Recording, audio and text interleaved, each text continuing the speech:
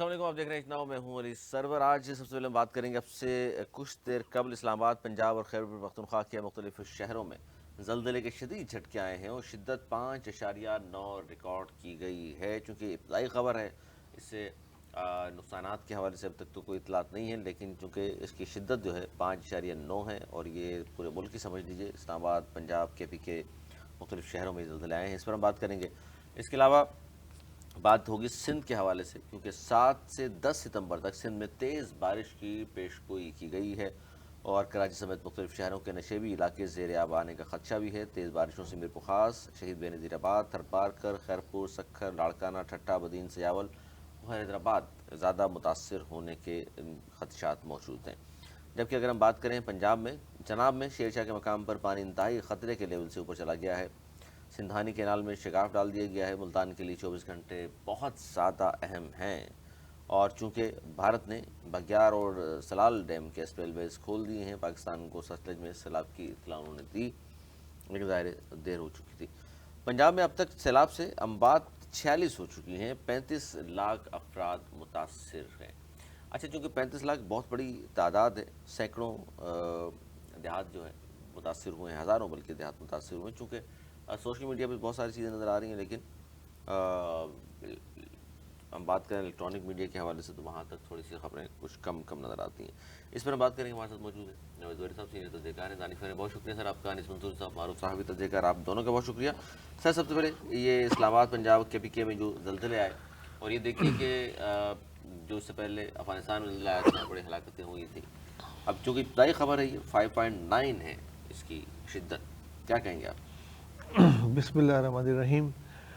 علی، یہ جو افغانستان میں زلزلہ آیا تھا، جس سے 2000 سے زیادہ افراد کی ہلاکتوں کی اب تک خبر آ گئی ہے اور بہت شدید نقصان ہوا ہے، لیکن جس طرح خبر زلزلوں کی ملکوں کی آتی ہے، اس طرح کی ادھر آ نہیں پائی، پتہ نہیں شاید میڈیا کی کوئی کمزوری ہے یا ادھر اس قسم کی چیزیں ہیں۔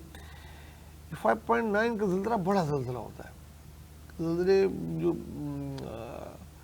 جو پیما ہوتے ہیں اس میں کہتے ہیں 5.5 سے کوئی بھی بڑا زلزلہ مانا جاتا ہے، تو یہ نیئرلی 6 ہے، اور یہی رہا ہے کہ یہ افغانستان اور یہ پشاور اس طرف کی جو بیلٹ ہے، یہ اسی کا تسلسل ہے، اور بہت خطرناک بات ہے یہ زلزلے جو ہے نا، اس کو کوئی پریڈکٹ نہیں کر سکتا ہے۔ سیلاب کی طرح نہیں ہے کہ انڈیا نے پانی چھوڑ دیا، آ رہا ہے، ابھی یہاں پہنچ گیا، ابھی یہاں پہنچ گیا، یہ اچانک آتا ہے اور ہلا کے رکھ دیتا ہے۔ اور پچھلے کچھ ٹائم سے زلزلوں کی شدت میں بہت تیزی سے اضافہ ہوتا جا رہا ہے، ورنہ پہلے ہم کبھی سنتے تھے فلاں جگہ زلزلہ آ گیا، کبھی یہاں آ گیا، ابھی تو ہر روز، دوسرے روز، تیسرے روز کہیں نہ کہیں زلزلہ آ رہا ہوتا ہے۔ اللہ خیر کرے، ہمارے یہاں کوئی اتنی مضبوط عمارتیں نہیں ہیں، خدا نہ خواستہ اگر یہ شہر کی طرف آ جائے تو بہت زیادہ نقصان ہو سکتا ہے۔ یہاں خاص طور سے کراچی میں جو عمارتیں اپنے آپ کھڑے گر جاتی ہیں، اتنی بڑا کوئی زلزلہ آ گیا تو اللہ ہی تعالیٰ بس کر سکتا ہے، ورنہ انیس منصور صاحب، سیلاب کے حوالے سے یا بارش کے حوالے سے بھی بات ہوتی ہے تو کہا جاتا ہے کہ حکومت نے تیاری نہیں کی یا تیاری پہلے سے کر لی ہے، جس طرح سے حکومت نے کہا۔ اور زلزلے جاپان میں بہت زیادہ آتے ہیں تو وہاں کی حکومتیں زلزلوں کے حوالے سے بھی عمارتیں دیکھ کر بناتی ہیں کہ کتنا برداشت کر سکتا ہے کون سی عمارت۔ ہمارے یہاں تو میرے خیال اس پہ کام بھی نہیں ہو رہا، اس پر آپ کیا کہیں گے؟ خدا نہ خواستہ جس طرح زبیر صاحب نے فرمایا، شہروں میں اگر اس طرح کی کوئی سچویشن پیدا ہوتی ہے، اور کراچی میں تو جس طرح کی بلڈنگیں ہیں سب جانتے ہیں، لیکن پورے ملک میں اوور آل اس پر بھی کام نہیں ہو رہا۔ علی، بہت شکریہ آپ کا۔ علی، ارتھ کویک کے حوالے سے پاکستان میں جو ایک سروے ہوا تھا، اس کے مطابق جو تقریباً 95% عمارتیں ایسی ہیں کہ جن پہ آج تک ان پہ کام ہی نہیں ہوا، نہ ہی ان کے پاس اس بات کا سرٹیفکیٹ ہے کہ وہ ارتھ کویک سے بچ سکتی ہے۔ اچھا، بڑی حیرت انگیز بات، اگر ہم کراچی شہر سے لے کر اوپر تک جائیں تو آپ کو معلوم ہوگا کہ کراچی شہر میں جو سونامی آیا تھا 1945 کے اندر، اور اس وقت جو ارتھ کویک ہوا تھا اس میں بہت بڑا نقصان ہوا تھا، اور آپ کو معلوم ہوگا کہ اسی سال جب کوئٹہ کے اندر جو زلزلہ آیا تھا اس میں پورا کوئٹہ شہر ختم ہو گیا تھا، اور ہزاروں کی تعداد میں لوگ وہاں پر مرے تھے۔ اچھا، بالکل سیم صورتحال اس وقت ہے۔ آپ کو یاد ہوگا کہ جو ارتھ کویک ہمارے ہاں پر 2005 میں آیا تھا، اس میں ہمیں کتنا بڑا نقصان ہوا تھا، اور اس میں ہمارے پاس کشمیر، بالا کوٹ اور سب جگہ کتنا نقصان ہوا تھا۔ ہمارے یہاں پر جتنے بھی ادارے ہیں نہ ہی وہ سیلاب سے محفوظ رہنے کے لیے اور پانی کے لیے کام کرتے ہیں، بلکہ وہ ارتھ کوئک کے حوالے سے بھی کسی طور پر بھی انہوں نے کوئی کام نہیں کیا ہوا ہے۔ یہاں پر انفراسٹرکچر کی صورتحال اس قدر ابتر ہے علی کہ اگر خدا نخواستہ جو اس وقت ارتھ کوئک آپ کے پاس یہاں پر آیا ہے افغانستان کے اندر، اگر اس کا اثر کراچی سے لے کر لاہور کی طرف اگر منتقل ہوتا ہے تو یہ نقصان اس سے زیادہ ہوگا جو اس وقت افغانستان کے اندر ہوا ہے۔ پاکستان میں یہ شہر بہت گنجان ہے، افغانستان کے شہر اتنے گنجان نہیں ہیں۔ اس صورتحال میں آپ کو معلوم ہوگا کہ یہ جو ہمارے پاس بیلٹ ہے مکران ڈویژن کی، یہاں پر 2 پلیٹس آ کر ملتی ہیں اور یہ انتہائی خطرناک ہے۔ پچھلے دنوں کراچی کے علاقے لانڈی کے اندر جو مسلسل جو زلزلوں کا سلسلہ شروع ہوا تھا، اللہ کا شکر ہے کہ اس میں کوئی اتنا نقصان نہیں ہوا۔ افغانستان کے اندر جو زلزلے آیا تھا بڑا زلزلے کے بعد سے اب تک، یعنی کہ پچھلے 6 دنوں کے اندر وہاں پر 21 چھوٹے آفٹر شاکس آ چکے ہیں، یعنی آفٹر شاکس آئے۔ ابھی بھی یہ تاثر دیا جا رہا ہے کہ آفٹر شاکس ہیں، اور آفٹر شاکس کے بعد اگر اس کا اثر بڑھ جاتا ہے اور اگر ہمارے یہاں پر محکمے وہ پہلے سے اگر کام کر لیتے کہ جناب جتنی بلڈنگز بن رہی ہیں ان کا انفراسٹرکچر دیکھ لیتی، جتنی عمارتیں تعمیر ہو رہی ہیں ان کے پاس ایک سرٹیفکیٹ ہوتا کہ ہاں بھائی ارتھکوئک پروف ہے یا نہیں ہے، اس طرح کا کوئی سسٹم نہیں ہے۔ ہمارے یہاں پر تو یہ تک ہوا ہے کہ ہلز پر عمارتیں تعمیر ہیں اور ان کا انفراسٹرکچر بھی جو ہے وہ ان ہلز کے مطابق وہ نہیں ہے کہ اسے دیکھا جا سکے۔ تو اب جو ایک سروے ہوا تھا پچھلے دنوں، اس میں جو کراچی شہر کے صرف 7,20,000 کے قریب عمارتیں ہیں، 7,20,000 کے قریب عمارتیں یہاں پر موجود ہیں، اس میں چھوٹے گھر سے لے کر دکانوں سے لے کر بڑی ہائی رائز تک بلڈنگز ہیں۔ جو سروے ہوا اس کے اندر 7,20,000 میں سے آپ کو حیرت ہوگی کہ کسی کے پاس بھی اس بات کا کوئی پروف نہیں ہے، نہ کوئی سروے ہوا ہے، نہ ان کے پاس سرٹیفکیٹ ہے کہ یہ ارتھکوئک سے پروو ہے، اس میں کوئی ایسا نقصان نہیں ہوگا۔ یہاں تک کہ بہت ساری سرکاری عمارتوں کے متعلق بھی یہ چیز موجود نہیں کہ ان کے پاس کوئی سرٹیفکیٹس موجود ہو کہ جناب یہ ہوگا، نہ ہمارے پاس اس حوالے سے پہلے سے کام کیا جا رہا ہے۔ اللہ یہ تعالیٰ سرکاری عمارتوں میں خیال نہیں رکھا جا رہا تو عام لوگوں کو پھر گورنمنٹ کس طرح پوچھ سکتی ہے؟ اچھا سر، یہ بتائیے گا زبیر صاحب، یہ گلوبل وارمنگ کی ہم بات کر رہے ہوتے ہیں، سیلاب کی بات کر رہے ہیں ہم، اب زلزلے کی بات ہم کر رہے ہیں، ان تینوں چیزوں پر دنیا میں ہمیں کام ہوتا ہے۔ دنیا تو خیر چاند پہ پہنچ گئی، وہ فضاؤں کے اور کہاں سے کہاں چلے گئے، جبکہ ہم زمین پہ رہتے ہوئے اب تک ان چیزوں پہ کام نہیں کر سکے۔ دیکھیں علی، زلزلے کی جہاں تک بات ہے، دنیا میں سب سے زلزلے جاپان میں آتے ہیں، دنیا میں سب سے زیادہ جدید ملک بھی جاپان ہے، اور الیکٹرانکس میں تو وہ دنیا کو بہت پیچھے چھوڑ جا چکا ہے، اپنی بہت پہلے پیچھے جا، لیکن وہ بھی اب تک 1 گھنٹے پہلے تک کی وہ پیشکش نہیں کر سکتا کہ یہ زلزلہ عمارتیں تب ان کے یہاں اس طرح کی لیکن بنتی ان کے یہاں ہیں یہ کم سے ہے، کم جس سے نقصان ہو۔ ان کا یہ ہے جو عمارتیں بنائی جاتی ہیں کیونکہ ان کا زلزلہ آنا عام ہے، تو وہ اس طرح بنائی جاتی ہیں کہ اس کا سٹرکچر ایسا ہوتا ہے کہ وہ فلیکسیبل رہتا ہے، جھولتا ہے۔ یہاں بھی جو نئی عمارتیں بنتی ہیں، اب ایس بی سی کے میں وہ دیکھ رہا تھا، اس میں کاغذی طور پہ تو ہوتا ہے، خیال رکھا جاتا ہے، کاغذی طور پہ ہوتا ہے اس میں کہ جناب یہ اس میں پتہ ہی نہیں یہ مٹیریل لگے گا اور اتنا فلیکسیبل ہوگا اور اتنی وہ ہوگی، اس طریقے سے رکھا جاتا ہے انجینئرنگ میں، اور بعض جگہ بعض لوگ بناتے بھی ہیں۔ یہی وجہ ہے کہ زلزلے آئے بھی ہیں، نہیں گری ہیں، ایسا نہیں ہے کہ کراچی میں ایسی عمارتیں ہیں، ایسا نہیں ہے کہ بالکل سیدھی کھڑی کر دیتے ہیں مٹی گارہ سے، ایسا بھی نہیں ہے، انہیں ادھر آئے ہیں زلزلے۔ بھائی آپ مجھے ایک عمارتوں کے کچھ سرٹیفکیٹس بتا دیجئے کہ لیکن جو سرٹیفکیٹ کاغذوں میں تو ہوں گے، مگر میں فزیکلی نہیں گارنٹی دے سکتا کہ ہے کہ نہیں، کاغذوں میں تو وہ لیتے ہیں، وہ ایک فارم بھر کے دیا جاتا ہے، کاغذ میں تو ہوتا ہے، ہر نئی عمارت جو بن رہی چیک اینڈ ہوتی بیلنس نہیں ہے۔ ہے، لیکن چیک اینڈ بیلنس وہ یہ وقت ہی بتاتا ہے، یہ چیک کرتا ہے زلزلہ آگے۔ بہرحال زلزلہ ایک ایسی قدرتی آفت ہے جس کی پریڈکٹ کوئی دنیا کا ملک نہیں، اچھا یہ تو پروڈکٹ تو نہیں کی جا سکتی، لیکن اس کے بعد کی چیزیں ہوتی ہیں، ہمارے پاس نہ ایسی کرینے ہیں، نہ ایسے آلات ہیں، پروڈکٹ تو نہیں کی جا سکتی، لیکن منصوری صاحب جن کے بارے میں بتا دیا جاتا ہے کہ یہ عمارتیں مخدوش ہیں، انہوں نے گرنا ہی ہے، ان کا ہم کیا کر رہے ہیں؟ دیکھیے علی، ہم مثال لے لیتے ہیں کراچی کی، ہم پورے ملک سے بعد میں بات کرتے ہیں۔ کراچی میں ابھی جون کے مہینے میں ایک عمارت گری، اور اس عمارت کے گرنے کے بعد یہ کہا گیا کہ 550 عمارتیں ایسی ہیں کہ جنہیں مخدوش کرا دیا جائے۔ اب ان مخدوش عمارتوں کو اب تک خالی نہیں کروایا سکا، بلکہ دھندا شروع ہو گیا۔ دھندا یہ شروع ہو گیا کہ جن جن بلڈروں کو جگہیں خالی کروانی تھیں، انہوں نے کیا کیا کہ ڈیمولش کے نام پر اسے مخدوش کروایا، اور اس کے بعد ڈیمولش سرٹیفکیٹ لے کر صحیح عمارتوں کو بھی جس کو ریپیئر ہونا تھا اس کو خالی کروانا شروع کر دی۔ تو یہاں تو صرف ہر کام دھندے کی بنیاد پر ہوتا ہے، نہ ان 500 عمارتوں کا کچھ ہوا، نہ ہی جن عمارتوں میں اس وقت آپریشن کی بات کی جا رہی تھی کہ سب عمارتیں خالی ہوگی، آپ مجھے بتائیے کتنی عمارتیں خالی ہو سکی، جہاں پر یہ بات تھی کہ جناب یہ عمارتیں ہیں کہ جن کے حوالے سے اب دیکھیے برسات، صرف آپ یہ دیکھیے جو عمارتیں برساتوں سے متاثر ہو جاتی ہیں، طوفان سے متاثر ہو جاتی ہیں سوری، وہ زلزلے سے کیسے بچے گی؟ جب آپ کے پاس صرف اور صرف 40 ملی میٹر، 50 ملی میٹر، 100 ملی میٹر کے اندر اندر وہ عمارتیں ایسے ہو جاتی ہے کہ بس گرنے والی ہیں۔ اب آپ دیکھیے کہ جو سوات کے اندر واقعات ابھی پچھلے دنوں رونما ہوئے، بنیر کے اندر واقعات رونما ہوئے، ان میں جہاں بارشوں سے جو نقصان ہوا اور بارشوں سے عمارتیں گری ہیں ان کا، اور سیلابی ریلے تو کچھ جگہوں پر ایسے تھے کہ جو ادھر سے گزرے ہی نہیں ہیں، اس کے ارد گرد سے قریب سے گزرے اور وہ عمارتیں گر گئیں، یعنی کہ صرف وہ پانی کا ہلکا سا پریشر بھی نیچے اس کی جو بیس ہے وہ اس کو برداشت نہیں کر سکی اور وہ گر گئی ہیں۔ سوال علی یہی ہے کہ یہ جو حکومتیں ہیں یہ کب تک صرف ان لوگوں سرکاری افسران پہ گزارا کرے گی جو صرف اپنے پیسے بناتے ہیں، ہر بحران میں پیسے بنانے کی کوشش کرتے ہیں، وہ کبھی بھی کوئی ایسا حل ڈھونڈنے کی کوشش نہیں کرتے۔ انہوں نے جو کہا کہ 550 عمارتیں مخدوش ہیں، میں یہ سمجھتا ہوں کہ 7,20,000 میں سے تقریباً 5 لاکھ کے قریب عمارتیں ایسی ہوں گی کہ جو کسی صورت میں بھی چھوٹا سا بھی زلزلہ اس شدت کا برداشت نہیں کر سکے گی جو افغانستان میں ہے۔ جو افغانستان میں آیا بڑا شدید تھا۔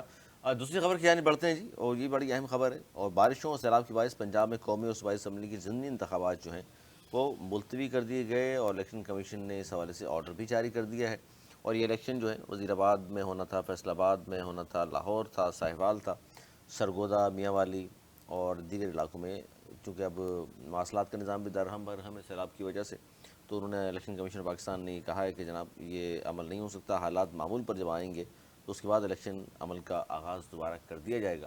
اور تو اس پر کیا سمجھتے ہیں سر؟ پی ٹی آئی نے اطمینان کا اظہار کیا ہوگا کہ جی اچھی بات ہے، ملتوی ہوگا؟ جی بالکل کیا ہوگا انہوں نے، کیونکہ ان کے دل پہ تو چھریاں چل رہی تھیں، جو ہو رہا تھا بائیکاٹ بھی انہوں نے کیا تھا، لیکن صحیح فیصلہ ہے، اس وقت ممکن ہی نہیں ہے علی، جو پنجاب کی صورتحال ہے جو کہ میڈیا پہ نہیں دکھائی جا رہی، پنجاب بہت بہت زیادہ متاثر ہوا ہے، بہت تباہ ہوا ہے۔ وہ میڈیا تو وہاں جا رہا ہے جہاں سی ایم صاحبہ جا رہی ہیں، جس اسکول میں بیٹھ رہی ہیں، جہاں وہ بانٹ رہی ہیں، میڈیا تو اس کے پیچھے پیچھے جا رہا ہے بس، لیکن جو حالات ہیں اس کا وہ سوشل میڈیا پہ پتہ لگ رہے ہیں۔ کوئی ایک شہر ایسا نہیں ہے جہاں الیکشن قومی یا صوبائی تو چھوڑیں، کسی یو سی کے بھی الیکشن ہو سکے، یہ حال ہے وہاں کا، اور ابھی طویل مدت تک نہیں ہو سکیں گے۔ یہ میں نہیں دیکھ رہا کہ 6 مہینے سے پہلے وہ واپس 6 مہینے اپنے گھروں کو آ جائیں اور سیٹل ہو جائیں، اپنے مال مویشی کے لے کے۔ 4 ملین پلس لوگ جو ہے وہ ڈسٹرب ہیں، جو بری طرح ڈسٹرب ہیں۔ اس کے علاوہ کیا حال ہوگا ادھر؟ تو لوگ ووٹ ڈالیں گے یا اس وقت وہ کریں گے؟ تو بہرحال صحیح فیصلہ ہے، اور یہ الیکشن ابھی مجھے ہوتے نظر نہیں آ رہے۔ کیا کہیں گے جناب؟ فائدہ ہوا اس میں پی ٹی آئی کا؟ اور جس طرح 6 مہینے کہہ رہے ہیں کم از کم لگیں گے دوبارہ سیٹل ہونے میں سارا معاملہ، اور ظاہر سیلاب ہے، لوگ گھروں کو واپس آئیں گے، انفراسٹرکچر تباہال ہے، اس کے بعد اس قابل ہوگا شہر یا وہ دیہات جہاں الیکشن ہے کہ لوگ ڈیوٹیاں بھی دے سکیں وہاں پر، اور پھر الیکشن کا انعقاد ہو سکے؟ دیکھیے وہ ایک بڑا مشہور شعر ہے کہ اگر آنا چاہو، وہ بھول رہا ہوں اس شعر کو، کہ میرے گھر کے راستے میں راستے تنگ، وہ پتہ نہیں کیا اس طرح تیز بارش ہو، تیز بارش، ہاں وہ بہانے جو کیے تھے اس نے، تو اگر آپ آنا چاہیں تو بہت راستے، اور اگر نہ آنے چاہیں تو موسم خراب اور پتہ نہیں کیا کیا شاید اپنی گرل فرینڈ کے والے سے کہا تھا اتنی بہانے کر رہی ہو تم، ہاں تو یہ تو نہ آنے والی بات یہ ہے۔ تو شکر کریں وہ آنے جیسے نہیں ہے، اگر آ جائیں گے وہ ان کو ووٹ دیں گے اس حال میں، ان کو ووٹ اس وقت حکومت خوش ہے، ہاں حکومت خوش ہوگی؟ نہیں، عوام اس وقت ووٹ، اگر یہ راستے کھلے ہوتے اور یہ ووٹنگ ہوتی تو وہ ووٹ کی جگہ کوئی جوتا کا نشان بنا کے ڈال کے جا رہے ہیں، جو جس حال میں وہ رہ رہے ہیں،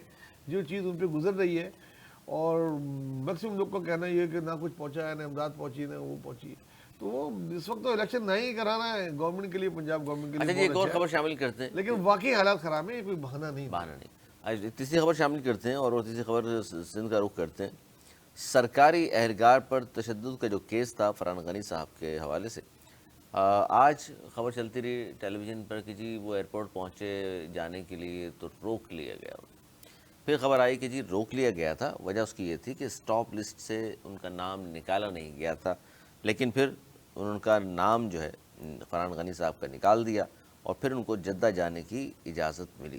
सरकारी पर तशद्दुद समेत दीगर दफात के तहत चूँकि उन पर मुकदमे में डायरेक्टर इमिग्रेशन FI की मंजूरी से फरहान गनी का नाम स्टॉप लिस्ट से निकाल दिया गया है और ज़राए कहते हैं फरहान गनी को क्लियर करने के बाद जल्द जाने की इजाज़त दे दी गई और आप जानते ही हैं कि मुलजमान को रिहा कर दिया गया था, लेकिन एयरपोर्ट पहुँचे तो उनको रोक लिया गया था कि भैया कहाँ जा रहे हो ज़रा, उनको मालूम नहीं था, नाम नहीं डाला हुआ है। ऐसा होता है, ये बहुत ही ज़्यादा हमारे यहाँ जो अच्छा, ये दुबई चले गए थे, रातों रात वापस आए उसके बाद नाम डाला है या जिस तरह इन्होंने कहा था दुबई गए हैं उसके बाद गए नहीं? वो भाई तो कहीं भी किसी को रातों रात भेज देते हैं और सुबह सुबह मंगवा लेते हैं ना। मैंने उसको भी कहा था ना ये गए हैं ना ही वो आए हैं, वो गए नहीं थे, वो बहुत से लोगों ने बस कर दिया अब छोड़े उस बात लेकिन को। वो अपनी खबर पे कायम है या सर आप भी पीछे हट गए? मतलब साहब पीछे हट गए खबर से? आप? मैं अपनी खबर से पीछे नहीं वो नहीं हटे? ना ये मोबाइल से हटते हैं ना पीछे खबर से हटते हैं। ना मैं देखें मैं तो जब स्टॉप लिस्ट में नाम था तो भाई कैसे चले गए थे? देखिए मैं और अब कैसे रोक लिए गए थे? बाद में डाल दिया हो सकता है। ऐसा होता है, पहले मैं आपको पहले बता दूं। देखिए मैं आपको बता दूं जिन्हें पैगामात देने होते हैं ना जगह जगह, वो अपने कदमों के निशान हर जगह छोड़ कर जाते हैं। वो कहते हैं देखिए हम आए थे हम आए थे हम आए थे हम आए थे। एक साहब हैं, उनकी गाड़ी ऑटोमेटिक है, सही है, और चलिए मैं अपनी मिसाल दे देता हूँ ना, मेरी गाड़ी ऑटोमेटिक है, सही है, और जब वो आए थे ना तो निशान छोड़ कर गए थे कि हम आए हैं। हम अली भाई से पूछते रहे कि अली भाई ये आपका कागज़ तो नहीं है, समझ रहे हैं? तो वो एक सिंबॉलिक होता है कि ये आए हैं, ये हम आपको हर जगह देख रहे, सीधी सी बात है। ऐसा नहीं है अली, होता ये है यार हजारों लोगों की FIR दर्ज होती है। मुझे एक बात बताइए, क्या यहाँ पर सिस्टम इतना तेज होता है कि फौरन हर एक शख्स का स्टॉप लिस्ट में नाम होता है कभी ऐसा पॉसिबल देखा है आपने? देखिए ये हजारों लोगों की बात नहीं है, ये हाई प्रोफाइल केस था, ये पूरी मीडिया की जीनत के बनने के बजाय इसमें आपको पता है कि बहुत ही ज़्यादा हसास गवर्नमेंट के लोग थे, तो ये उसी वक्त FIA में जो FIR कटी थी अरेस्ट होने के बाद ही नाम डल गया होगा वॉट लिस्ट में ना, ये डल जाता है। आप कह रहे हैं गए नहीं? कंट्रोल लिस्ट में नहीं डलता, वॉट लिस्ट में डल जाता है। आप कह रहे हैं गए नहीं? मेरी बात यार अभी होता है। हाँ मुझे बताने दें, आपने तो अपना बता दिया, गाड़ी के निशान एक ऊपर, एक खौफ से निकलो भाई, आगे दुनिया है, आगे निकलो, ऐसा पता नहीं क्या हो गया। होता ये है, डल तो जाता है। अब जब जज की जजमेंट आ गई 2 दिन पहले, वो जजमेंट वहां नहीं पहुंच पाई, जिसकी वजह जिसकी वजह से हटाना पड़ता है। कितने लोगों की डल जाता है, शनाख्ती कार्ड ब्लॉक होते हैं, और जब जजमेंट आ जाती है उसके 1 हफ्ते बाद वो अनब्लॉक होता है। तो ये हमारे सिस्टम की वो है, इतनी जल्दी क्विक नहीं होता।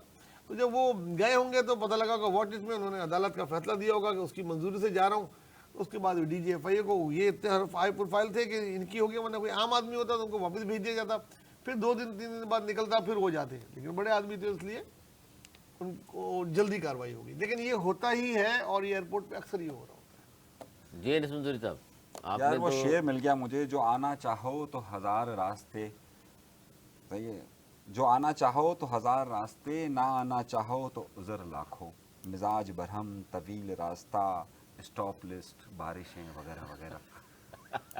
बहुत नाराज है गर्लफ्रेंड।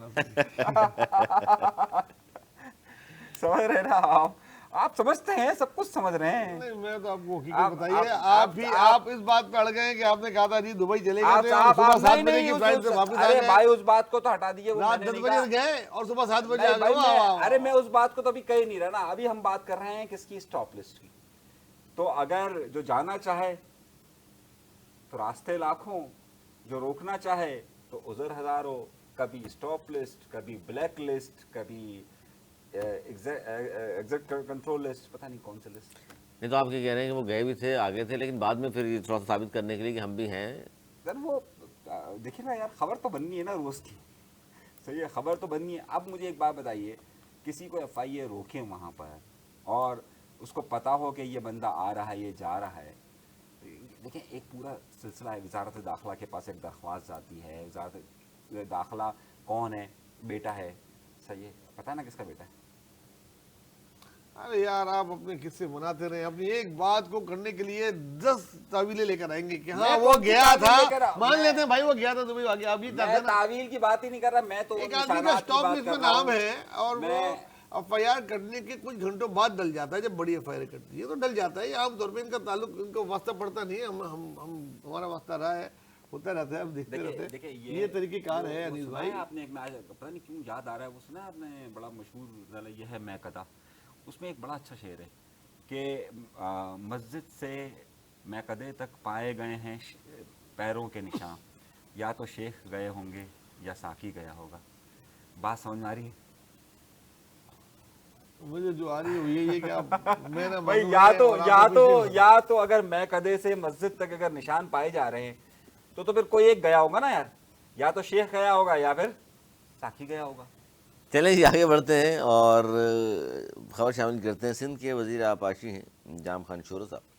ان سے کسی نے پوچھا جناب کہ یہ سیلاب آ رہا ہے اور کہا جا رہا ہے اتنے لاکھ کیوسک پانی آئے گا اور وہاں سے گزرے گا، تو ظاہر ہے اتنا زیادہ پانی ہے، لوگ بھی متاثر ہوں گے، فصلیں متاثر ہوں گی، اور پھر ظاہر ہے آخرکار یہ پانی وہاں سے ہوتا ہوا سمندر میں ظاہر ہے آتا ہے. وہ کہنے لگے کہ جناب کیا بات کر دیا آپ نے، ہمارے پاس ضرورت کا پانی نہیں ہے، سمندر کے لیے پانی کہاں بچے گا، جو آئے گا وہ کھپ جائے گا وہیں. سر اس ڈیپینڈ کہ کتنا پانی آ رہا وہ کہہ رہا نہیں ہے. دیکھیں اگر یہ لاکھوں کیوسک پانی آ رہا ہے، اگر لاکھوں کیوسک پانی آ رہا ہے تو واقعی وہ سمندر میں جائے گا اپنے راستے سے ہوتا ہوا جو اس کا راستہ ضرورت کا پانی نہیں ہے، وہ آ رہا ہے، ضرورت میں کام آئے گا. اور اگر پانی اتنا نہیں ہے، جیسا کہ اطلاعات آ رہی ہیں کہ سندھ میں اتنا پانی، اس کا آدھا بھی پانی نہیں آ رہا جتنا کہ پنجاب میں آیا ہے، کیونکہ پنجاب میں پانی جو ہے نا ایسی نہر میں نہیں آیا، ایسے پورے پنجاب میں ڈسٹریبیوٹ ہو گیا. لاکھوں کیوسک پانی تو فصلوں کو، گھروں کو تباہی میں کر دیا. جو بچا کچا پانی ہے وہ آ رہا ہے، تو وہ جب تک ٹیل تک آئے گا جو کہ بالکل ٹیل ہے تو وہ موسٹلی یوز ہو جائے گا اور اس میں سے، مگر میرے خیال میں پانی کچھ نہ کچھ تو ڈیلٹا میں جائے گا ہی جائے گا اور وہ جانا ہی چاہیے. ایسا بھی نہیں ہوگا کہ نہیں جائے گا. ضرورت سے کہہ رہے بابا، اتنا ضرورت پڑی ہوئی ہمیں، پانی بچے گا کہاں؟ کیونکہ کافی ٹائم سے خشک حالی ہے سندھ میں، ان کی نظر میں وہی ہے کہ وہی ابھی تک جیسے پانی نہیں ہے. جو بارشوں ہوئی تھی ابھی، ارے بارشوں سے دریاؤں میں پانی نہیں آتا. یہ شہری علاقے میں بارش ہوتی ہے، کراچی میں ہوئی، حیدرآباد میں، وہ دریا میں تھوڑی جائے گا پانی. وہ تو اپنے نالوں سے ہوتا ہوا اس میں جائے گا، اور وہ اتنا نہیں ہوتا. یہ تو 9 لاکھ کیوسک آ رہا تھا، پھر کہتے 12 لاکھ کیوسک آ رہا ہے. وہ تو پریشان تھے سکربرا سے کیسے گزرے گا، روڑی تک کیسے پہنچے گا. اور خدا نہ خاصا گدو براج پہ ہی ان کو مسئلہ اور تھا. اللہ کا شکر ہے آنے والی اطلاعات جو ہے وہ کافی اچھی ہیں کہ اتنا نہیں ہے کہ کسی بیراج کو ہمارے خطرہ ہے یا کوئی رائٹ یا لیفٹ کنال ٹوٹ سکتی ہے. باقی دیکھتے ہیں، ابھی آنے میں دن ہے، ابھی بارشوں کی بھی پیشن گوئی ہے، دیکھتے ہیں کتنی ہوتی ہے اور مزید کتنا انڈیا پانی چھوڑتا ہے. جمالو ابھی لیکن روڑی والے مونسون اپنے اختتام پہ ہے، خطرہ میرے خیال میں اتنا نہیں ہے اب سندھ میں. دیکھیے علی، سب سے پہلی بات تو یہ ہے کہ ہمارے محترم جناب وزیر آبپاشی کو حساب کتاب سے تھوڑا باہر نکلنا چاہیے. یہ جو ڈیلٹا میں پانی آتا ہے نا، یہ بدستور آ رہا ہوتا ہے. یہ آج اور کل کا فینومینا نہیں ہوتا کہ سیلاب آئے گا تو آئے گا. دریائے سندھ میں اس وقت بھی 2 لاکھ کیوسک پانی کا فلو بدستور بیرجوں پہ آ رہا ہوتا ہے پانی تو مسلسل. یہ مسلسل پانی جا رہا ہوتا ہے، اور ایسا نہیں ہے کہ دریا سندھ خشک پڑا ہوا ہے اور ڈیلٹا میں پانی ہی نہیں جا رہا. تو دوسری بات، جو دوسرا سوال جو تھا، دوسرا پارٹ یہ تھا کہ یہ جو خشک سالی میرے نوید بھائی نے عرض کی ہے، اچھا ہوا انہوں نے قحط سالی نہیں کہا، ورنہ میں تو سمجھتا تھا کہ شاید وہ قحط سالی کہہ دے. سندھ میں کون سی سالی کہا ہے آپ نے؟ گزشتہ تقریر نہیں، حقائق بیان کر رہا ہوں نا میں تو حقائق بیان کر رہا ہوں. اب مجھے یہ بات آپ بتائیے کہ جناب والا، یہاں پر خشک سالی، قحط سالی تو بہت دور کی بات ہے، خشک سالی اس وقت تھر میں بھی نہیں ہے. آپ کو معلوم ہے تھر جیسے ریگستان کے اندر بھی خشک سالی جسے اس موسم کے رسپیکٹ سے کہا جاتا ہے نہیں ہے. تو قحط سالی تو پھر بہت دور کی بات ہے کہ لوگ مر رہے ہوں اور قحط پڑا گیا ہو، ایسا پاسبل ہی نہیں ہے. اب آئیے کہ بھائی پانی اتنا آئے گا کہ جناب ہمارے پاس جو ہے وہ ہم اپنے ہماری ضرورت کا ہی پانی بابا پورا ہو جائے، بڑی بات ہے. دیکھیں سمندر میں کیوں جائے گا؟ یہی وجہ ہے کہ ان کی جو یہ کم سوچ ہے نا کہ مطلب سمندر میں تو پانی کو جانا ہی جانا ہے، ہر صورت میں ہی جانا ہے. ضروری ہوتا ہے جانا. دیکھیے جتنے بند اور جتنی ندیاں، جتنی تاکہ سمندر چڑھ کے نہ آ جائے مزید زمین. دیکھیں اگر آپ کا وہ تو جا ہی رہا ہوتا ہے نا، اگر وہ نہیں جائے گا تو یہ سیموتھور آپ نے سنا ہوگا کہ سیموتھور ہو جاتی ہے، باہر آ جائے گا. ٹھیک ہے، کیونکہ جب وہ پانی نہیں آتا تو سمندر کا فلو ادھر آ جاتا ہے اور وہ جگہ جو ہے وہ پھر خراب ہو جاتی ہے. کیٹی بندر ہے کون سی ہے وہ؟ ادھر جو ہے بہت جگہ ہے، آپ بدین چلے جائیں، ٹھٹا چلے جائیں، آپ کو بہت ساری زمین ایسی ملے گی کہ پانی کا یہ سسٹم نہیں ہو رہا نا، جو پانی دریا سے سمندر میں نہیں جا رہا، اس کی وجہ سے وہاں نہ صرف سیموتھور ہے بلکہ بہت خراب ہے ادھر. مطلب کوئی فصل بھی نہیں ہو سکتی، زمین بالکل بنجر ہو گئی ہوئی ہے. بہت ساری ایسی جگہیں ہیں وہ ہیں. باقی یہ پانی جاتا رہے آتا رہے تو پھر یہ چیز نہیں ہوگی.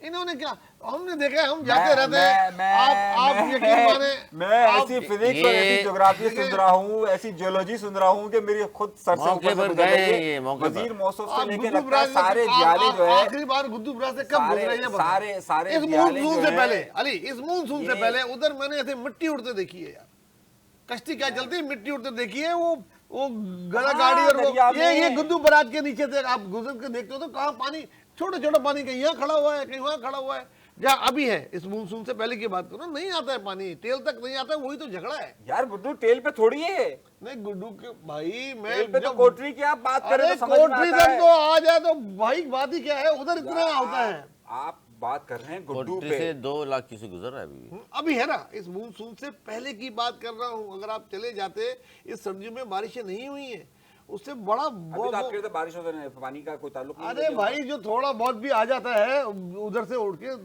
دریاؤں میں نالوں میں, وہ بھی نہیں تھا, برا حال تھا. اس میں ہنسی مذاق کی بات نہیں ہے. آپ گوگل سے لے لیں, آپ گوگل سے دیکھ لیں. میں جیالوں کی جغرافی کو سمجھنے کی کوشش کر رہا ہوں. کبھی وہ کہتے ہیں کہ ہمارے پاس پانی اتنا آ رہا ہے کہ جناب ہمارے پاس اس کو سنبھالنے کی گنجائش نہیں ہوگی, کبھی کہہ رہے ہیں کہ ہمارے پاس پانی نہیں ہے, کبھی کہہ رہا ہے کہ ہماری ضرورت ہے, کبھی کہتے ہیں کہ ڈیلٹا میں پانی جانا چاہیے, کبھی کہتے ہیں ڈیلٹا میں پانی کیسے جائے, ہمیں ضرورت ہے. میں ایک سائنسی ان کی نہیں سمجھ پاتا ہوں کہ ایک طرف تو کھڑے ہو جائیں کہ ان کا موقف کیا ہے. میں صرف یہ عرض کرنا چاہ رہا ہوں کہ کبھی آپ کہتے ہیں کہ ہمیں ڈیلٹا میں پانی ضرور چاہیے, جانا چاہیے, کبھی کہتے ہیں کہ ہم ڈیلٹا کو چھوڑو. یہ اپر سندھ اور لوور سندھ کی جو سیاست ہے نا, کہ وہ اپر سندھ والا کہتا ہے کہ بھائی مجھے تو پانی چاہیے ہی چاہیے, نیچے جائے ہی نہ جائے. یہ ساری یہ جو اس وقت ساری یہ ڈیم کینال اور اس کا سارا پھڈا ہے نا, یہ صرف اور صرف یہ اپر والوں کا ہے, لوور سندھ والوں کا نہیں ہے. اسی لیے ہم کہتے ہیں کہ جنوبی سندھ ضروری ہے تاکہ کم سے کم ان لوور سندھ والوں کی بات تو ہو سکے, یہ ٹھٹا بدین سجاول ان سب کی بات تو ہو سکے. کب تک یہ سیاست کا محور جو ہے یہ اپر سندھ رہے گا, کب تک سب کچھ ان کے پاس رہے گا. اچھا جی آگے بڑھتے ہیں, کوئی خبر شامل کرتے ہیں. اور خبر یہ ہے کہ سنی تحت کونسل کے 25 ارکان نے تاحال قائمہ کمیٹیوں سے استعفے نہیں دیے, جبکہ بیرسٹر گوہر صاحب فرما چکے کہ ہم نے سب کو کہہ دیا استعفے دے دیں استعفے دے دیں, اور جنہوں نے نہیں دیے اس میں شیخ عبدالمروت بھی ہیں, اس میں محمد عاطف صاحب بھی ہیں, شیر ارباب علی بھی ہیں, عبدالشاہی صاحب ہیں, محمد سعد اللہ, دیگر نام بہت سارے نام ہیں جنہوں نے استعفے ابھی تک نہیں دیے. بانی پی ٹی آئی کی ہدایت پر 52 ارکان قومی اسمبلی قائمہ کمیٹیز مستعفی ہو چکے ہیں, اور لیکن یہ 25 ابھی بھی نہیں ہوئے. یہ کیا لگتا ہے, یہ جان بوجھ کے نہیں ہو رہے, یا پیغام سنا نہیں خان صاحب کا؟ پیغام تو کلیئر تھا, لاؤڈ تھا, اور 70 سے زیادہ کمیٹیاں ہیں جس کے ممبر تھے. 50-55 لوگوں نے استعفیٰ دیا ہے اور باقیوں نے نہیں دیا. اس سے یہ ظاہر ہوتی ہے کہ پی ٹی آئی کی کتنی گرپ ہے ان کے ایم این ایس پہ. ان کی گرپ نہیں ہے پوری طریقے سے پارٹی پہ, اور یہی چیز ہے, یہی تو ٹیسٹ ہوتا ہے کہ ان کے قائد نے بولا تو کتنا عمل ہوا. جو تھے قائد کے جانسار ان کے 52 کے 52 نے تو اسی دن ان کی تقریر ختم ہوتی 4-5 نے دے کے میڈیا میں دے دیا تھا. کرتے کرتے 50-55 لوگوں کی ہمارے پاس اطلاع کے دے چکے ہیں, اور جو 20-25 لوگوں نے نہیں دیے وہ صاف ظاہر ہو رہے ہیں وہ کون ہے. تو اس میں تو اندر رفٹ ہے. کیا کہیں گے نسیم صاحب, لگ رہا ہے کہ وہ دیں گے ہی نہیں, یا سر میں نے آپ سے ایک عرض کی تھی, آپ لوگوں نے میری بات کو اس وقت بھی کہا تھا, میں نے کہا بھائی کون سے استعفے, کون سی باتیں ہیں, یہ صرف اور صرف ایک پولیٹیکل سٹینڈ ہے. آپ یہ دیکھیے کل تک یہ کہہ رہے تھے کہ ہم اسمبلی باہر لگائیں گے, آج اسمبلی کے اندر بیٹھے تھے. مطلب ایک پولیٹیکل آپ کا ایک ٹرینڈ ہوتا ہے نا کہ جی میں اس جگہ پر کھڑا ہوا ہوں اور میں اس پر قائم رہوں گا. کل بھی وہیں اسمبلی کے اندر تھے, تھوڑا سیشن اسمبلی کے اندر لیتے ہیں, تھوڑا باہر آ کر جو ہے وہ کہتے ہیں یہ ہمارا اسپیکر ہے, یہ ڈپٹی اسپیکر ہے. دیکھیے یہ پریشر ڈیولپمنٹ کی موومنٹس ہوتی ہیں کہ کچھ جگہوں پر ہمیں بیک ہونا پڑتا ہے, کچھ جگہوں پر ہمیں پریشر دینا پڑتا ہے. یہ ایک پولیٹیکل اسٹینڈ ہے. آپ یہ نہ سمجھیں کہ کوئی انقلابی تبدیلیاں لانے کے لیے وہ یہ سارے کام کر رہے ہیں. میں پہلے دن سے یہ کہہ رہا ہوں اور میرا آج بھی موقف یہی ہے. اچھا جی, ایک اور خبر شامل کرتے ہیں, انٹرنیشنل خبر شامل کرتے ہیں. امریکی صدر ڈونلڈ ٹرمپ, انہوں نے یورپی ملکوں سے کہا ہے کہ یوکرین میں اگر آپ چاہتے ہیں کہ جنگ رکوا دی جائے تو روس سے ایندھن کی خریداری نہ کریں اور چین پر معاشی دباؤ بڑھائیں. وہ کہہ رہے ہیں جی چین سے اگر آپ دباؤ بڑھاتے ہیں اور رشیا سے اگر آپ نہیں خریدتے تو پھر تو جنگ رک سکتی ہے, ورنہ پھر آپ دیکھ لیں کیا ہوگا. دیکھیں یہ ان کی ایک سیاسی چال ہے اور وہ کر سکتے ہیں چال, لیکن بہت ساری یورپ کے ملکوں کے پاس چوائس ہی نہیں ہے. اور یہ کہا چوائس ہی نہیں ہے کہ وہ نہ انہوں نے خریدیں. کہا روس نے ایک سال میں یورپ کو ایندھن کی فروخت سے 1 ارب یورو ڈالر حاصل کر لیے. دیکھیں جب سے یوکرین کی وار شروع ہوئی ہے 200% سے زیادہ ادھر گیس کی قیمتیں بڑھ گئی ہیں اور لوگ ادھر بہت پریشان ہیں, لیکن چوائس نہیں ہے. امریکہ سے تو نہیں لے سکتے نا, چائنا سے تو نہیں لے سکتے, ان کے ساتھ ہی یہی لگتا ہے موسٹ گیس پرووائڈر یہ 2-3 ہی ملک ہیں جہاں پہ ہوتی ہے. تو وہ ان کے کہنے پہ تو یہ نہیں ہو سکتا کہ وہ لوگ بغیر گیس کے رہنے لگے اور وہ کرنے لگے.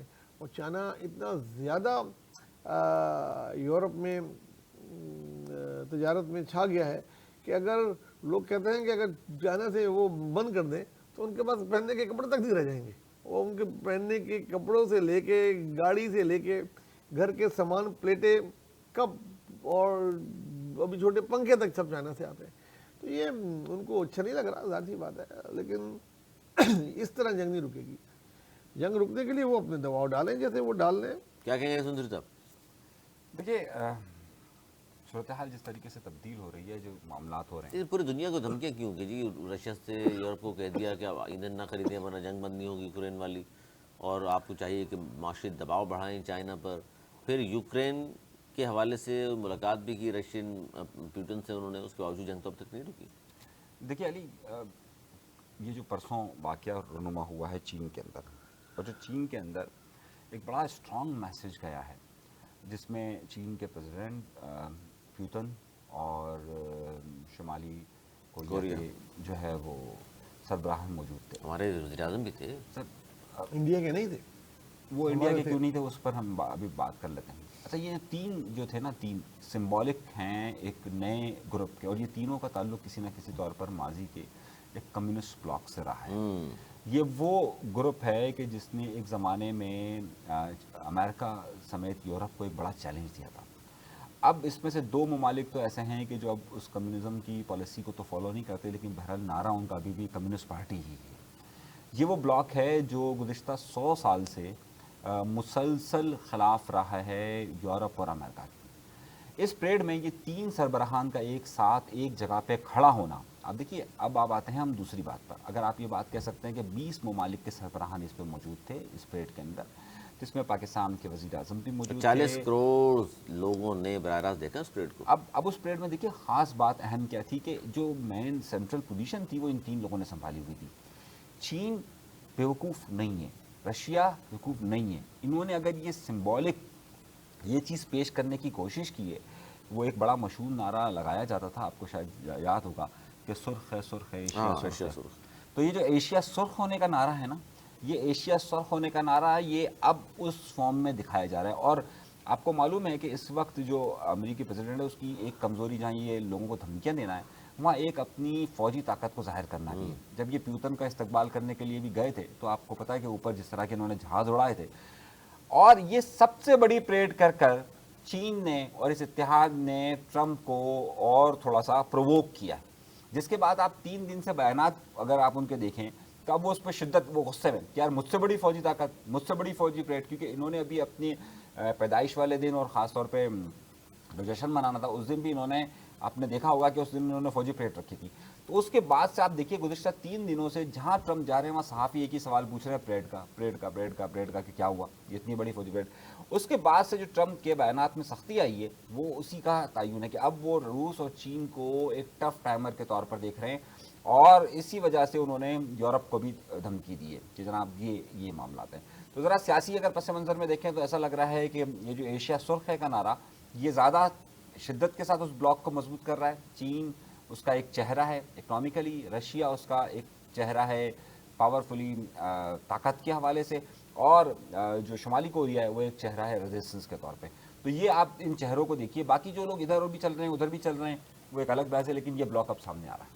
اچھا جناب, کھیل کی خبر شامل کرتے ہیں, اور کھیل کی خبروں میں آج پاکستان کا مقابلہ جاری ہے. پاکستان نے 172 رنز بنائے ہیں, اور ان کا جو مقابلہ مد مقابل ٹیم یو اے کی بہت مضبوط سائڈ نہیں ہے, لیکن کیا لگ رہا ہے سر آپ کو کیا اسکور ہیلتھ ٹیسٹ اس وقت تک جو صورتحال ہے وہ تو ظاہر ہے ابھی میچ ختم نہیں ہوا, لیکن پاکستان کی بیٹنگ خاص طور پہ میں بات کروں تو کیا کہیں گے؟ پاکستان کی ٹاپ بیٹنگ آرڈر تو فلاپ ہوئی, جو ٹاپ کے بیٹسمین تھے سوائے فخر فخر کے 77 کہ اس نے پھر ٹیم کو سنبھالا لیا، ورنہ لگ تو ایسا رہا تھا کہ سیم کے بعد اور جو دوسرے اوپنر تھے اس کے بعد پھر کپتان خود آگا یہ بہت ہی کم رن میں پولی میں بیٹھ گئے تھے کہ مشکل تھا کہ پاکستان 120 140 رن بناتا. 18 اووروں میں 119 رنز بنائے ہیں جی یو یعنی پاکستان آلموسٹ میرا خیال جیتا ہوا ہے. جیت گیا پاکستان. تو بہت کمزور 53 رنز چاہیے، 12 بال بتا رہے جیت گیا پاکستان. پاکستان یہ جیت گیا. فائنل ہے اس کا، فائنل پاکستان افغانستان کے درمیان ویسے ہی ڈیسائیڈڈ ہے، اور یہ بھی ایک پریکٹس میچ ہوگا. اصل چیز جو ہے ایشیا کپ ہے جس میں انڈیا کی ٹیم بھی شامل ہوگی، سری لنکا کی ٹیم شامل ہوگی، بنگلہ دیش کی ٹیم شامل ہوگی. یہ تینوں ٹیمیں مضبوط ہیں، اور اگر آپ اس میں دیکھیں جو اس وقت آئی سی سی کی لسٹ ہے، یہ تینوں ٹیمیں ہم سے اوپر ہیں. ہم خالی افغانستان اور ویسٹ انڈیز سے شاید اوپر ہیں، باقی تو ہمارا یہ حال ہو گیا ہے کہ مجھے بہت افسوس سے کہنا پڑ رہا ہے کہ پہلی بار اولمپک میں کرکٹ کو شامل کیا جا رہا ہے T20 کو، کہ ہم اس کے لیے کوالیفائی لسٹ میں ہوں گے بھی کہ نہیں. اگر ہم نے یہ ایشیا کپ نہیں جیتا اور ہم نے اپنی رینکنگ بہتر نہیں کی اولمپک سے پہلے تو ہم نہیں کریں گے. یہاں تو یہ اوپر سے ہمیں ورلڈ کپ کھیلنے کے لیے کوالیفائنگ راؤنڈ سے گزرنا پڑے گا پاکستان کی ٹیم کو. اس جگہ پہ بھی ہم آ رہے ہیں، ہم کہاں پہنچ گئے ہیں. اور جو ہے بس اس میں میں بار بار کہتا ہوں، دیکھیں جس کا جو کام ہے اس کو وہ کرنے دیں. ہمارے وزیر داخلہ بہت اچھے وزیر داخلہ ہوں گے، بہت اچھے صحافی ہوں گے، لیکن بہت اچھے کرکٹر نہیں ہیں، کرکٹ کو نہیں سمجھتے. کسی پروفیشنل کو پی سی بی کا چیف بنا دینا چاہیے. اگر آپ کو تھوڑی بہت بھی، یہ عوام کے دلوں کی دھڑکن ہے کرکٹ، پاکستان کے عوام کے دلوں میں بستی ہے کرکٹ. اور ہماری ٹیم اگر اولمپک کے لیے کوالیفائی نہیں کرے، ورلڈ کپ کے لیے کوالیفائی نہیں کرے، تو وہ دکھ آپ سمجھ نہیں سکتے جو ایک کرکٹ لور سمجھ سکتا ہے. اس کے لیے آپ کو ابھی سے کرنا پڑے گا، اپنے آپ کو ویک اپ کرنا پڑے گا. یہ ویک اپ کال ہے. بہرحال یہ جیت کو جیت نہیں ہے. دیکھیں افغانستان سے بھی جیت جائے گا پاکستان، ہو سکتا ہے، کوئی اس میں وہ نہیں ہے. لیکن آپ کا دیکھنا یہ ہے کہ آپ انڈیا سے کیسا کھیلتے ہیں. 14 ستمبر کو بڑا میچ ہے، اس کے بعد ایک اور میچ بھی ہوگا. آپ بنگلہ دیش سے کیسے کھیلتے ہیں. سری لنکا کی ٹیم ٹف ٹیم ہے، ابھی جیت کے آ رہی ہے وہاں پہ. وہ اس وقت ہمارا اصل امتحان ہوگا.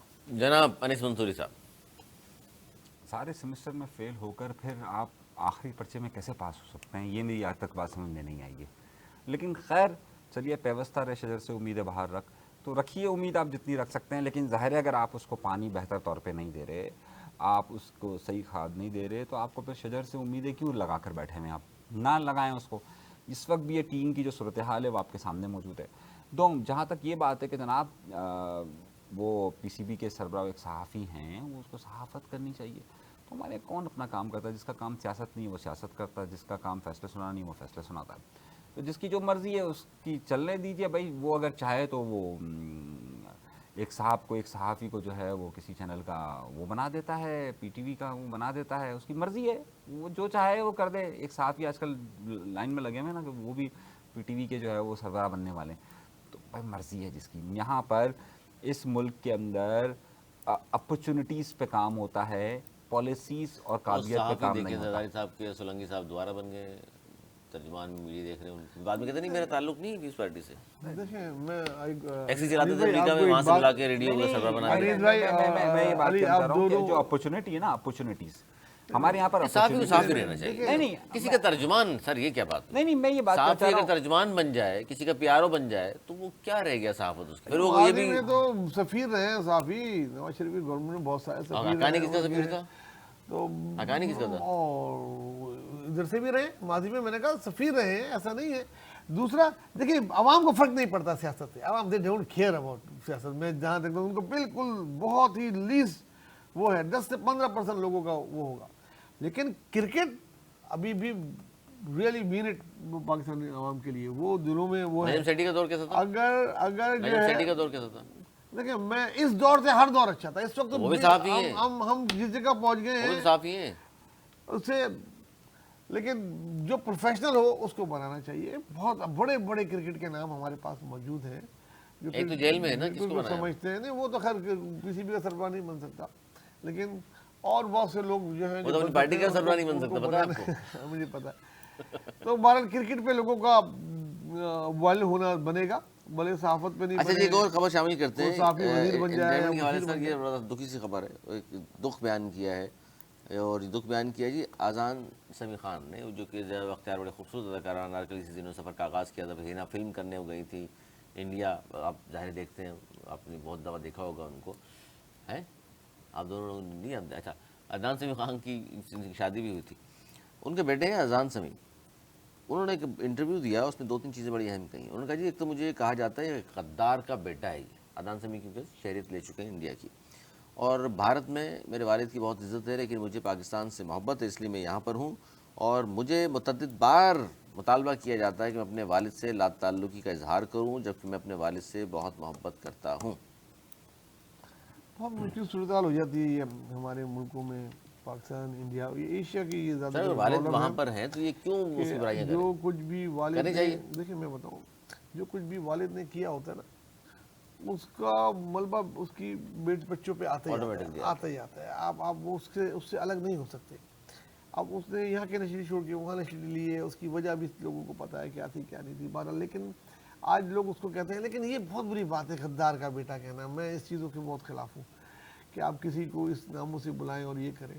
دشمن ملک کی نیشنلٹی لے لیں بیشک. دیکھیں نہیں لینی چاہیے تھی، لیکن اس کے بیٹا تو یہاں رہ رہا ہے نا یار. پاکستان کا بات کرتے ہیں وہاں بیٹھ کر. نہیں، اس کا بیٹا تو یہاں رہ رہا ہے نا. میں یہ کہہ رہا ہوں کہ باپ کا بیٹے پہ یہ سلسلہ ختم ہونا چاہیے. غدار کا بیٹا ہی کہا ہے، غدار تو نہیں کہا. اگر اس کو ایک وقت میں اس ملک سے محبت ہے اور ایک وقت میں اس کو اپنے باپ سے بھی محبت ہے، تو آپ اس کو کدھر لے جائیں گے؟ یہ تو نہیں کہہ سکتے کہ اپنے باپ سے لا تعلق اعلان کر دو یا اپنے ملک سے. یہ دونوں الگ الگ محبتیں ہیں. اس کو آپ لوگ کو میجر نہیں کریں اور جج نہیں بنے یار کسی کے لیے، کسی کے اس کے لیے کہ وہ اپنے باپ کو لیے یہ بولے یا وہ بولے.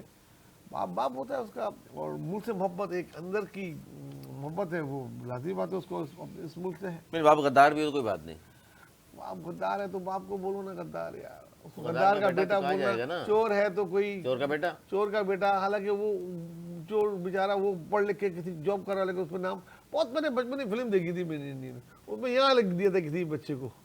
تو وہ ابھی تک وہی چیز چل رہی ہے. یہ اس چیز سے نکلنا چاہیے یار. میں اس چیز کے میری سمجھتا ہے یہ اچھی چیز ہے. تو چند مرد بھی لکھ دیا تو مرد تانگے والا جو تھا. اچھا باہر آپ بتائیں سر. دیکھیے میں اس بات میں ہوں کہ اگر کسی کے اگر خاندان میں کسی نے برا کیا ہو تو اس کو اس خاندان فرد میں ان کے کو، والد ہے بھائی، یہ تو اگر اس کے والد نے کیا تو اس کو اس کا ذمہ دار نہیں ہونا چاہیے. اسی طریقے سے اگر اس کے والد نے کوئی اچھا کام کیا ہو تو بھی اس کو ذمہ دار نہیں ہونا چاہیے. جناب. اور یہ جو وراثت میں جو ہے نا، سمجھ رہے نا بات آپ؟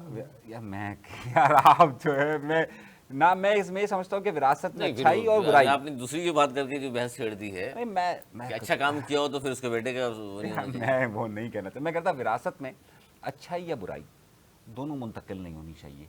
مطلب وراثت کا مطلب یہ ہے کہ وہ شخص کی اپنی ذاتی حیثیت ایک ہونی چاہیے. نہیں، اس سے یہ مطالبہ کرنا کہ تمہارے والد غدار ہیں، اس کے اظہار لا تعلقی کرو اور اس کو برا بھلا کہو. نہیں میں وہی کہہ رہا ظاہر ہوں. غلط ہے تو یہ صحیح ہے. میں وہی کہہ رہا ہوں نا، وراثت میں اچھائی اور برائی دونوں منتقل نہیں ہونی چاہیے. ہمارے یہاں مسئلہ یہ ہوتا ہے کہ ہر شخص کو اس کے خاندان کا ایک لگیج برداشت کرنا پڑتا ہے. ہر شخص کو اپنی ایک انڈیویجول حیثیت میں آگے آنا چاہیے، چاہے وہ اچھائی ہو یا برائی ہو. اس سے اس کی شخصیت مر جاتی ہے، اور شخصیت کا قتل ہمارے یہاں پر ہم اس کو محسوس نہیں کرتے، لیکن ہم وہ بننا کچھ اور چاہ رہا ہوتا ہے، ہم اس کو بنا کچھ اور دیتے ہیں. وہ کرنا کچھ اور چاہ رہا ہوتا ہے، ہم اس سے کروا کچھ اور لیتے ہیں. کچھ لوگ جو ہے وہ ڈاکٹر نہیں بننا چاہتے، لیکن ہمارے ہاں اس کو کہا جاتا ہے کہ تیرا باپ ڈاکٹر تھا تو تجھے بھی ڈاکٹر بننا ہے، اس کو اس طرف لے کے چلا جاتا ہے. یہاں پر ہمارے ہاں کوئی فوجی نہیں بننا چاہتا، اس کو کہتا ہے بھائی تیرے ابا فوجی تھے تجھے بھی فوجی، تیرا والد جج تھا تجھے وکیل بننا ہے. ایک اچھائی اور برائی ہر طرح سے ٹرانسفر ہوتی ہے. اور کچھ لوگ ایسے ہوتے ہیں کہ جو بالکل اپنی زندگی کو خلوت میں گزارنا چاہتے ہیں، لیکن اس کو کہتے ہیں تیرا باپ اتنا بڑا نام تھا تو کیوں نہیں کر رہا بھائی، ہاتھ چومنا اس کے لوگ شروع کر دیتے ہیں. تو ایک پرسنل لائف ہونی چاہیے. اور اگر اس میں ایک مثال دوں تو چلیں دے دیں، وہ منتظر ہے. میں یہ سمجھتا ہوں کہ یہ انیل بھائی نے صحیح بات کی ہے، لیکن اس کا اطلاق جو ہے نا وہ پالیٹکس میں نہیں ہوتا. یا میں نے پالیٹکس کا ذکر ہی نہیں، مثال وہی آنے والی تھی. میں نے پالیٹکس کا ذکر ہی پالیٹکس میں نہیں. اتنا نہیں ہوتا کہ پالیٹکس میں اگر باپ دادا نے کچھ کیا ہے تو اس کی لیگیسی کا فائدہ اٹھائے گا. اچھا سر، ایک باپ دادا نے خراب کیا تو اس کا بھی اس کو نقصان ہوگا. جاتے جاتے ایک اور خبر شامل کر لیں. بھارت کی بڑی معروف اداکارہ ہیں، انہوں نے ساتھی اداکار کی جانب سے نامناسب انداز پر چھونے پر انڈسٹری چھوڑنے کا اعلان کر دیا. سر آپ تجربہ کار ہیں ان چیزوں میں بہت زیادہ، آپ مجھے بتائیے کہ نامناسب انداز کیا ہوتا ہے؟ یار میں تو جب بھی فلم دیکھتا ہوں کوئی ہیرو ہیروئن کوئی رومانٹک سین کر رہے ہوتے ہیں تو وہ مناسب طریقے سے پکڑ کے تو نہیں کرتے نا. میں تو یہ حیران ہوں کہ وہ کون سا سین ہے جس میں انہوں نے نامناسب طریقے سے پکڑا. آپ نامناسب انداز سے چھوا کیوں؟ सीन की डिमांड होगी। नहीं आजकल तो ये कहा जाता है ऐसे ऐसे सीन, बोल्ड सीन आ जाते हैं आजकल, तो बोल्ड सीन नहीं हो, बोल्ड कपड़े नहीं पहने हो तो वो रोमांटिक गाना ही नहीं हो सकता, वो सीन ही नहीं हो सकता। तो उन्होंने बहुत अच्छा किया, ये इंडस्ट्री उनके लिए है ही नहीं, है ही नहीं, ये अच्छे लोगों के लिए नहीं है। आपने बहुत अच्छा किया, क्योंकि ये हीरो जो होते हैं ना, ये अली के तरह के होते हैं, ये बस मौका देखते हैं कोई भी अरे ऐसा सीन आ जाए। नामुनासिब अंदाज से छूना क्या है ताकि लोगों को पता चले वो ऐसी हरकत ना करें? देखिए ये गलत नवीद भाई ने जिक्र किया कि जनाब अगर उसको फिल्म में अगर इस तरह के सीन आते हैं तो एक हमारे यहाँ पर कहा जाता है, छोटे बच्चों के लिए एक बात चीज़ समझाई जाती है कि गुड टच और बैड टच क्या होता नहीं है। वो तो तो नौजवान बच्चों के लिए होता है बात तो सुनिए ना, मेरी बात तो अब सुनिए। अगर सीन की डिमांड है, अगर उसको उसने वो गुड टच होता है या बैड टच होता है, मतलब वो एक्टिंग का सीन है या भाई- रियल सीन है? भाई, देखिए दोनों में फर्क होता है। आपका बचले तो जो मैंने जो- उस लफ्ज जुमले को कहा कि गुड टच और बैड टच का क्या नामुनासिब होता है। क्या होता है? मैं वही तो कहना चाह रहा हूँ, वही पूछा। जो नवेद भाई ने जिस तरह की तारीफ की कि भाई वो अगर एक फिल्म का सीन है मैं खुल के तो कर दूं। तो उसमें नामुनासिब अंदाज से छू ले आदमी। देखिए नामुनासिब एक गुड टच और बैड टच का सीन तो जरा सा कंफर्म अच्छा, करें ना, मैं वो खुल क्या के होता बात है? कर लूं, अगर आपकी जी आप तो जाहिर है सोशल मतलब मीडिया ये पे करें। अगर ये समझाने के लिए, क्योंकि मेरे ख्याल में एडल्ट्स ही देखते हैं हमारे प्रोग्राम, एक फिल्म की डिमांड है, वो हक कर रहा है या किस कर रहा है, तो वो माथे पे तो नहीं करेगा ना हीरो हीरोइन को। जैसे सीन होते हैं, माथे पे किस नहीं करती की हाँ जाती तो है। वो बाप बेटे को करते हैं, अगर तो उसने बोला भाई अच्छा, आप इनके आदी नहीं, ठीक। नामुनासिब तरीके से हक किया, आपको- तो भाई आप वो तरीका बता दें, इसमें आप थोड़ी देर के लिए डायरेक्टर बन जाए। आप डायरेक्टर मैंने देखा आप आपको, मेरे मंजूर साहब आपने समझते बड़े हैं कि सीन डायरेक्ट आप कराए भी हैं। समझते हैं जो कह रहे हैं आप माथे बोले पे किस करना मुनासिब नहीं है। तो किस तरीके से वो आप क्या आप करे? आप अपना अपना बताइए जरा सा। देखिए ये हमारे नवेद भाई जिस तरफ लेके जा रहे हैं गुड टच और बैड टच को, गुड टच ये बैड हर टच good बच्चों touch के को- लिए सर, स्कूल में ये सिखाया जाता नहीं, है। नहीं, माथा एक फिल्म माथा भी चेहरे का हिस्सा है, देखिए- गाल भी चेहरे का हिस्सा है, तो यहाँ पर बैड टच नहीं है, गुड टच है, यहाँ नहीं, बैठ गुड कैसे टच यार ये बैड क्या टच बात कर रहे पहले हैं? सुन लो, वो बच्चों के लिए होता है। नहीं, teenage नहीं, एक बच्चों के मुहावरा लिए है, उनको एक बताया जुमला जाता है, वो बच्चों के लिए अगर नहीं, एक बड़ों के लिए नहीं होता। हीरो हीरोइन आपस अच्छा। में डांस कर रहे हैं, तो वो क्या गुड आखिर- टच और क्या बैड टच? मतलब आखिर वो बात टच रहेगा क्या यार ये यार? वाली बात देखिए गुड टच बैड आखिर टच जो एक मुहावरा, वो एक जुमला है। अरे बालिग खातून को आप किसी तरह भी छू ले मसला नहीं है। नहीं, बहुत मसला है, बहुत मसला यही तो होता है ना, good touch, लेकिन bad touch क्या फिल्म होता में है? नहीं है भाई, वो हीरो है, वो हीरोइन है, लोग अपना पैसा खर्च करके उसको देखने आ रहे हैं, कोई डांस का यार, कोई ये गाने देखने का आते हैं सीन क्या? है। आप ज्यादा कर नहीं हम तो आर्ट फिल्मों के शदाई हैं। देखिए सीन कोई सा भी हो, उसमें वही बात मैंने जो गुड टच और बैड टच की, उस खातून को ये लगा होगा कि ये फिल्म के सीन से बढ़कर कुछ और मामला हो रहे हैं, ये बात तो that is a called a bad touch ना, मतलब जिसको आपको आसान लफ्जों में लोगों को समझाना नामुनासिब अंदाज को कहते हैं। नामुनासिब, जिसमें लड़की राजी ना हो वो नामुनासिब है। तो वो देखिए, सीन करने से पहले उनको स्क्रिप्ट दिया था, आपने ये सीन करना है, इस सर तरह करना ये है। जो बात कर रहे अब बात हैं जब लड़की राजी ना हो तो चाहे वो किसी अंदाज पर हल्का सा हाथ क्यों छू ले, आप राजी नहीं थी उसने तो यही कहेगा अनडिसेंट टच। तो फिर आपने जो मिसालें दी बपियों की वो क्या बहुत था? सारी मैं- लोगों मैं- की मैं- बात वही है, तो मैं नहीं भाई, समझ रहा। अगर खातून को वो नहीं लग रहा चीज तो गलत है, वो सीन करने से ही मना कर देना, भाई किसी भी खातून को आपकी लॉजिक के मुताबिक माथे पे होकर पप्पी कर ली कोई मसला नहीं। तो वो एक एहतरामन होता है हमारे ये बताना पड़ेगा खातून को कि ये एहतरामन था ये। वो पता लग जाता है, ये ना फौरन बता यही देगी। ना गुड टच और बैड टच क्या है, यही है वो बता भाई, देगी कि असल में उनके उन्होंने बचपन फिल्मी से सीन की पता तो होता है बात- उसको। उन्होंने फिल्मी सीन ठीक की है, बात नहीं की, अगर- उन्होंने इंडस्ट्री की बात कही है, और उस इंडस्ट्री में जाहिर है किसी ने उनके साथ वो बदतमीजी की होगी जो उनको पसंद नहीं आई, तो ठीक है वो बैड तो टच उसको है। चिल्लाना चाहिए था कि बाजी डर गई बाजी डर गई, लेकिन नहीं, बहरहाल वो खातून ने फिल्म इंडस्ट्री छोड़ने का ऐलान कर दिया। मेरे दोनों मौजूद तजर्बाकार मेहमानों की राय आपके सामने है जी कि नामुनासिब क्या है, बैड टच क्या है, गुड टच क्या है, ये आपको आने वाले प्रोग्राम में भी इस पर ज़रूर हम बात करेंगे, क्योंकि बड़ी दोनों ही प्रोफेसर हजरात ने जो गुफ्तगू की है वो बहुत ही आउटस्टैंडिंग रही। आपको उम्मीद करता हूँ प्रोग्राम पसंद आएगा। अगर प्रोग्राम तक के लिए हमें दी इजाज़त, मौलाना के बाद।